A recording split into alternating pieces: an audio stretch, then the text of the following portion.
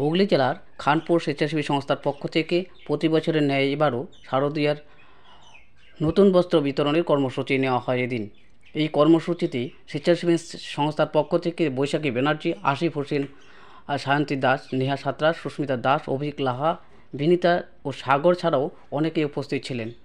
এই কর্মসূচি প্রথমে গুরাপ স্টেশন থেকে বর্ধমানগামী যে সমস্ত স্টেশনগুলি আছে সেই স্টেশনগুলিতে এদিন গরিব দুস্থ মানুষের হাতে বস্ত্র বিতরণ করে। কমপক্ষে 150 জনের মতো গরিব ও দুস্থ মানুষের হাতে বস্ত্র তুলে দেয় এদিন এই সংস্থার পক্ষ থেকে। তারই সাথে ছোট ছোট শিশুদের হাতে বিস্কুট, চকলেট তুলে দেয়।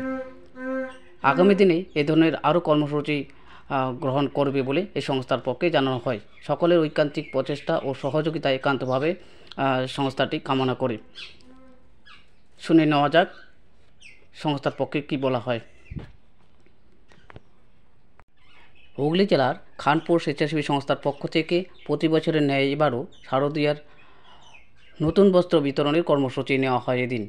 এই কর্মসূচিতে স্বেচ্ছাসেবী সংস্থার পক্ষ থেকে বৈশাখী ব্যানার্জি, আসিফ হোসেন, সায়ন্তী দাস, নেহা সাঁতরা, সুস্মিতা দাস, অভিক লাহা, বিনীতা ও সাগর ছাড়াও অনেকেই উপস্থিত ছিলেন। এই কর্মসূচি প্রথমে গুরাপ স্টেশন থেকে বর্ধমানগামী যে সমস্ত স্টেশনগুলি আছে সেই স্টেশনগুলিতে এদিন গরিব দুস্থ মানুষের হাতে বস্ত্র বিতরণ করে। কমপক্ষে 150 জনের মতো গরিব ও দুস্থ মানুষের হাতে বস্ত্র তুলে দেয় এদিন এই সংস্থার পক্ষ থেকে।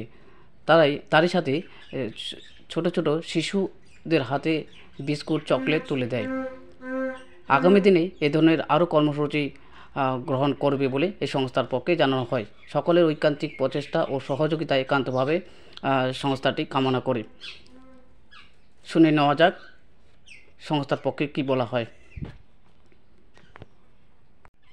হুগলি জেলার খানপুর স্বেচ্ছাসেবী সংস্থার পক্ষ থেকে প্রতি বছরের ন্যায় এবারও শারদীয়ার নতুন বস্ত্র বিতরণের কর্মসূচি নেওয়া হয় এদিন। এই কর্মসূচিতে স্বেচ্ছাসেবী সংস্থার পক্ষ থেকে বৈশাখী ব্যানার্জি, আসিফ হোসেন, সায়ন্তী দাস, নেহা সাঁতরা, সুস্মিতা দাস, অভিক লাহা, বিনীতা ও সাগর ছাড়াও অনেকেই উপস্থিত ছিলেন।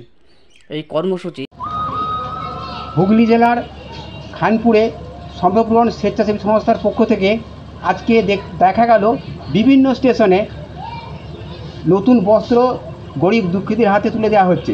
সেই বিষয়ে আপনি কি বলবেন? প্রথমেই প্রাক শারদীয়ার শুভেচ্ছা সকলকে জানাই। আমরা টিম স্বপ্নপূরণ বহু বছর ধরে এই কাজগুলো করে আসছি, লকডাউনের পরবর্তী সময় থেকেই।